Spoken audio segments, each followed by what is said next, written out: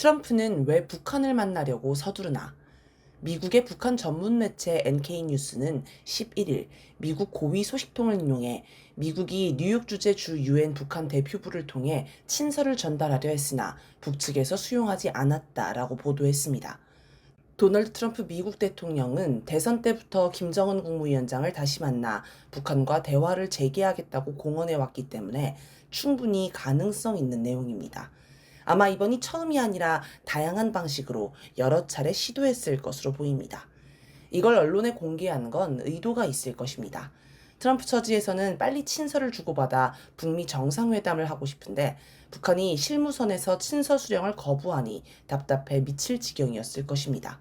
그래서 언론에 공개해 김정은 국무위원장에게 자기가 친서를 보냈다는 사실을 전하고자 한 듯합니다. 제발 실무자들에게 친서를 받으라고 지시를 내려달라는 신호인 것이지요. 트럼프의 간절하고도 비굴한 모습이 전해집니다.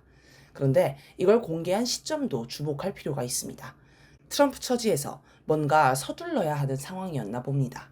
북한의 핵 위협이 심각하다. 지난 5월 11일 미국 국방정보국 DIA가 하원 군사위원회에 보고서 2025 세계 위협평가를 제출했습니다. 보고서는 북한을 두고 수십 년 만에 가장 강력한 전략적 위치에 있으며 동북아시아에서 미군과 미국의 동맹국을 위험에 빠뜨릴 수 있는 군사수단을 보유하고 있으며 미국 본토를 위협하는 능력을 지속적으로 향상하고 있다라고 평가했습니다. 북한군에 관해서는 적에게 심각한 피해를 주면서 북한 영토를 장기간 방어할 수 있는 능력을 거의 확실하게 갖추고 있다. 북한은 100만 명 이상의 현역 군인과 700만 명 이상의 예비군 및 준군사 인력을 보유한 세계에서 가장 군사화된 국가라고 주목했습니다. 또 특수작전부대는 고도로 훈련되고 장비를 잘 갖추고 있으며 한국에 침투할 수 있는 능력을 갖추고 있다. 러시아의 특수작전 부대를 파병해 얻은 교훈을 향후 전투훈련에 활용할 수 있을 것이다 라고 지적했습니다. 전략군에 관해서는 미국 본토와 인도태평양 지역의 미군, 동맹국 및 동반자 국가를 위협할 수 있는 탄도미사일, 순항미사일을 운용하는 북한의 핵무장 미사일 부대라고 평가했으며 2024년 북한은 가장 큰 고체 연료 대륙간 탄도미사일 ICBM 한 개를 성공적으로 발사했고 단거리 탄도미사일 18발을 동시에 발사하는 사상 최대 규모의 발사 훈련을 했다. 이러한 노력은 미국에 대한 억제력을 강화한다는 북한의 국방 현대화 목표를 향한 지속적인 전진을 보여준다. 이 목표를 위해 북한은 영내 및 미국 본토의 목표물을 타격할 수 있는 새로운 탄도미사일 체계를 개발했다라고 지적했습니다.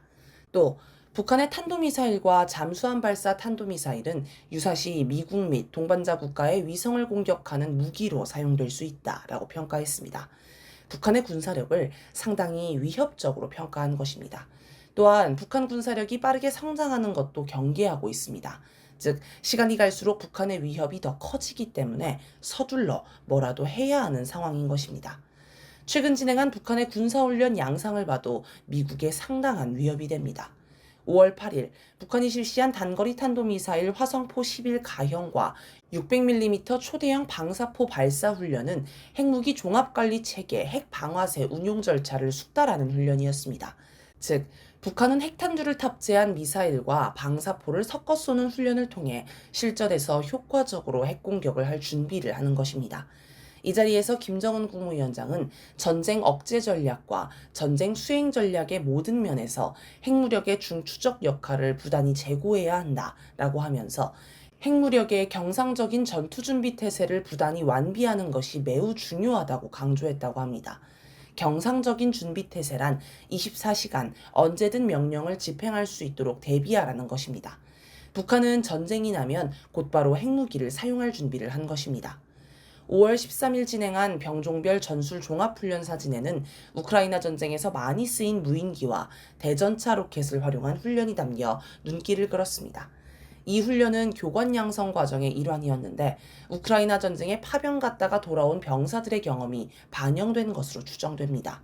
실전 경험이 전파되면서 북한군 실전 능력도 더욱 향상될 것으로 보입니다. 5월 17일 북한 노동신문이 보도한 공군훈련도 무인기에 대응하는 훈련이 중심이었습니다. 또 신형 장거리 정밀 활공 유도폭탄 적용 시험도 진행했는데 유도폭탄은 우크라이나 전쟁에서 강력한 위력을 발휘해 주목받는 무기입니다. 또 최근 인도, 파키스탄 국경 분쟁에서 파키스탄이 인도 공군을 압승한 전술인 헌터킬러 훈련도 진행했습니다. 이걸 보면 북한 공군이 최신 전쟁 사례를 연구하며 발빠르게 적용하고 있음을 알 수 있습니다. 이 자리에서 김정은 국무위원장은 오늘과 같은 훈련이 비행사들을 현재 공중전투조법에 숙련시키는 데 매우 유익한 훈련이라고 평가했습니다. 4월 25일과 6월 12일 각각 진수식을 진행한 최연급 구축함 2척도 미국에 상당한 위협이 됩니다. 지금까지 북한이 건조한 구담 가운데 가장 큰 최연급 구축함은 배수량이 5,000톤입니다. 한국 해군의 3,100톤급 호위함이 단독으로 하와이까지 갈 수 있음을 고려하면 최연급 구축함도 단독으로 충분히 하와이까지 갈 수 있을 것으로 보입니다. 김정은 국무위원장은 4월 25일 진수식에서 핵위협이 동반되는 조선반도의 군사적 위협을 능동적으로 안전하게 관리하고 유사시 적 해외 무력의 조선반도 무력 증강 기도를 구속하고 차단하는 데서 제일 믿음직한 수단은 원양작전 능력을 보유하는 것이라고 하면서 항용 제국주의 침략의 대명사로 인식되어 온 원양작전 함대를 이제는 우리가 건설하고자 합니다. 라고 했습니다. 이어 원양함대 건설의 배경으로 가장 반동적인 군사블록을 형성하고 조선반도 주변을 횡행하는 우리의 적수국들은 모두 해양국들이며 그들의 해외 침략 교두보, 무력 집결지, 병참 기지들도 대양과 연해에 자리하고 있는 점을 꼽았습니다. 또 6월 12일 진수식에서는 머지않아 적수국의 함선이 주권해역 변두리를 횡행하는 것을 지켜보고 앉아있는 것이 얼마나 자극스럽고 기분이 좋지 않은 일인가 하는 것을 적들 스스로가 체험해보게 될 것이라면서 확신하건대 머지않아 태평양상에는 침략의 전초기지 모항드레로 향한 우리 전함들의 항로들이 개설될 것이며 우리 동서함대들의 항해 일지에는 적수국들의 주요 항들과 해역명들이 기록될 것이라고 했습니다. 이걸 보면 북한은 오키나와를 비롯한 일본과 괌, 하와이 등에 있는 군사기지를 직접 공격하기 위해 구축함을 개발했으며 조만간 이곳으로 구축함을 파견해 수시로 드나들면서 적들을 압박할 것임을 알 수 있습니다. 특히 김정은 국무위원장은 이것이 우리 국가에 부여된 항행의 자유라고 강조했습니다. 원래 항행의 자유란 국제법상 누구나 공해를 자유롭게 항행할 수 있다는 개념입니다. 그런데 미국이 다른 나라를 압박하려고 일부러 다른 나라 영해 근처까지 군함을 들이미는 작전을 매년 수십 회 진행하면서 이를 항행의 자유작전이라 이름 붙였습니다. 특히 중국 영해 인근을 매년 통과하는 항행의 자유작전이 가장 유명한데 이 때문에 매번 미국과 중국 사이에 심각한 갈등이 발생합니다. 북한이 항행의 자유라는 표현을 굳이 쓴 건 미국을 겨냥해 우리도 미국 영해 인근에 군함을 수시로 드나들게 할 테니 어떤 기분인지 느껴보라는 뜻으로 보입니다. 북한은 매년 최연급 혹은 그 이상급의 구축함을 2척씩 건조할 예정이며 이후 구축함보다 더 큰 순양함과 핵동력 잠수함까지 건조할 예정이라고 밝혔습니다. 이들이 함대를 구성해 태평양으로 진출하면 미국에 큰 타격이 됩니다. 미국은 북한과 중국을 포위하는 개념으로 아시아 태평양 지역에 제1도련선, 제2도련선을 설정했습니다. 그런데 6월 7일 중국 최초의 항공모함인 랴오닝함이 포함된 함대가 제2도련선을 돌파하는 사건이 발생해 미국과 일본이 발칵 뒤집혔습니다. 같은 시기 산둥함도 서태평양에 출현해 항공모함 2대가 합동작전을 펼치는 능력을 과시했습니다. 왕쇠멍 중국 해군 대변인은 10일 이 작전이 국제법을 준수한 연례훈련이며 특정 국가를 겨냥하지 않았다고 발표했습니다. 그동안 중국의 해양 전략은 미일의 중국 접근을 허용하지 않겠다는 반접근, 지역 거부 전략이었습니다. 이번 제2도련선 돌파는 중국이 그간의 방어형 전략에서 벗어나 태평양의 미군 기지를 직접 압박하는 공격형 전략으로 전환했음을 보여줍니다. 북한이 원양함대를 건설해 태평양에 진출하려는 것도 이와 유사한 측면이 있습니다. 이제 북한, 중국 함대가 수시로 태평양을 드나들며 미군 기지들을 압박하면 미국은 제1도련선, 제2도련선을 포기하고 오키나와, 괌, 하와이 등에서 철수해야 할 수도 있습니다. 이런 일이 벌어지기 전에 트럼프는 북한과 서둘러 접촉하려는 것으로 보입니다. 우크라이나 전쟁 상황이 심각하다. 5월 20일 블라디미르 푸틴 러시아 대통령이 헬리콥터를 타고 크루스쿠즈를 방문했을 때 우크라이나 드론대가 달려들었습니다. 우크라이나가 푸틴을 살해하려고 한 것입니다. 6월 1일에는 우크라이나가 100여 대의 드론을 동원해 전장에서 멀리 떨어진 러시아 공군 기지들을 공격하는 거미줄 작전을 진행했습니다. 러시아와 우크라이나 사이의 평화 협상을 하루 앞둔 시점이었습니다. 러시아는 거미줄 작전을 테러 행위라고 규탄했습니다. 아마도 푸틴은 평화 협정을 맺어도 볼로디미르 젤렌스키가 있으면 소용이 없다고 생각했을 것입니다. 원래 테러 집단은 뿌리 뽑기가 쉽지 않습니다.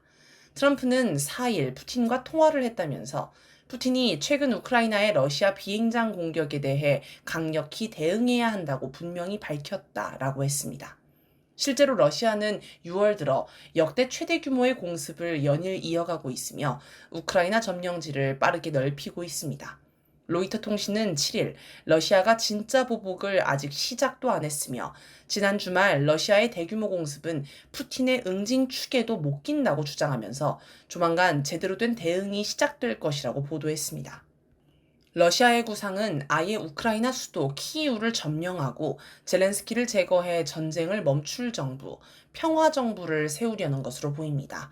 미국과 서방은 이를 칠러 정부라 부를 것입니다. 사실 러시아는 전쟁 초기에도 이런 시도를 했습니다. 2022년 2월 24일 전쟁이 발발하자마자 러시아 공수부대가 키이우 공항 점령을 시도했습니다. 다음날 키이우에 러시아군 전차가 진입했고 엄청난 기갑부대로 키이우를 포위했습니다. 많은 나라가 며칠 안에 키이우가 점령당할 것으로 전망했습니다. 아마 러시아는 키이우를 포위하면 젤렌스키가 항복하거나 도주하다가 체포될 것으로 기대했을 것입니다. 그러나 젤렌스키는 키이우에 남아서 끝까지 저항하겠다며 영상을 올렸습니다. 결국 러시아는 젤렌스키를 체포하지 못했고 키이우 점령도 실패했습니다. 젤렌스키 체포에 실패한 건 우크라이나와의 정보전에서 밀린 것으로 평가할 수 있습니다. 이런 와중에 세르게이 쇼이구 러시아 국가안보회의 서기가 4일 북한을 긴급 방문해 김정은 국무위원장을 만났습니다. 김정은 국무위원장과 쇼이구 서기가 어떤 대화를 나눴는지 자세한 내용은 공개되지 않았습니다. 다만 노동신문은 공동의 핵심 이익을 수호하기 위한 일련의 중요 문제들, 각이한 분야들에서의 상호 협조 사항들이 심도 있게 토의되고 우크라이나 사태를 둘러싼 정세 발전과 국제 및 지역 정세에 관한 양국 지도부의 견해와 의견들이 폭넓게 교환되었으며 완전 일치한 입장을 확인하였다라고 보도했습니다. 또 김정은 국무위원장이 우크라이나 문제를 비롯한 모든 심각한 국제정치 문제들에서 러시아의 입장과 대외 정책을 무조건적으로 지지할 것이며 조러 국가 간 조약의 조항들을 책임적으로 준수할 것이라고 발언한 것도 보도했습니다. 러시아를 무조건 지지한다는 게 무척 인상적인데 혹시 우크라이나 전쟁과 관련해 어떤 합의가 있었을지도 모릅니다. 우크라이나 전쟁에서 주목받은 부대는 러시아 용병 기업인 바그너 그룹입니다. 바그너 그룹은 2023년 5월 우크라이나 동부 요충지 바흐무트 함락 작전을 주도해 유명해졌습니다. 또 우크라이나가 쿠르스크를 침략해 교착 상태에 빠졌을 때 북한군이 투입되자 전황이 바뀌면서 러시아가 승리해 전 세계가 북한군을 주목한 적도 있습니다. 이처럼 우크라이나 전쟁을 보면 러시아 정규군이 해결하지 못하는 어려운 일을 정규군이 아닌 다른 군대가 해결했습니다. 그렇다면 혹시 쇼이구는 키이우 함락과 관련해 북한에 어떤 특별한 도움을 요청하지 않았을까요?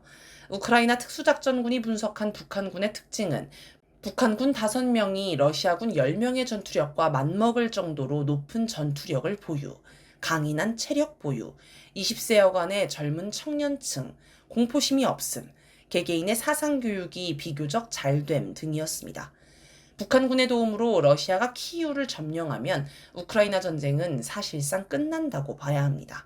수도를 뺏긴 젤렌스키가 저항을 이어가 봐야 별다른 의미가 없습니다. 트럼프는 이런 최악의 결과를 막기 위해 북한을 서둘러 만나려고 조급증을 보인 게 아닐까 싶습니다.